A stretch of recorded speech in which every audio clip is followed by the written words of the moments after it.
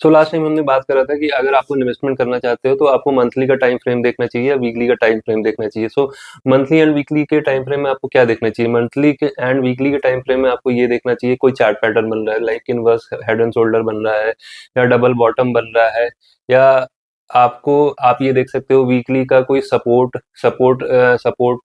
Trend line आ रहा है, support कोई वहां पर बन रहा है, या उसके अलावा आप ये देख सकते हो कि मंथली का 50 डे मूविंग एवरेज आ रहा है या 100 डे मूविंग एवरेज आ रहा है या वीकली का 200 डे मूविंग एवरेज आ रहा है। सो आप वीकली के बेस पे अगर प्लान करोगे मूविंग एवरेज के बेस पे या चार्ट पैटर्न के बेस पे या सपोर्ट के बेस पे, तो आपका रिस्क टू रिवॉर्ड रेशियो बहुत अच्छा बनेगा। सो आप ये सारी चीज़ें जब आप इन्वेस्टमेंट का प्लान कर रहे हो, अगर आपको टेक्निकल एनालिसिस आता है तो आप ये सारी चीज़ें देख सकते हो। आपको इन्वेस्टमेंट कब नहीं करना है? इन्वेस्टमेंट तब नहीं करना आपको जब अगर स्टॉक में 50% की रैली आ गई है, 60% की रैली आ गई है या 100% की रैली आ गई है, तो उसमें इन्वेस्टमेंट नहीं करना है। उसका रीज़न ये है कि अगर आप किसी स्टॉक पे 60% 70% चलने के बाद अगर आप इन्वेस्टमेंट करते हो, तो वहाँ से अगर स्टॉक फॉल करेगा तो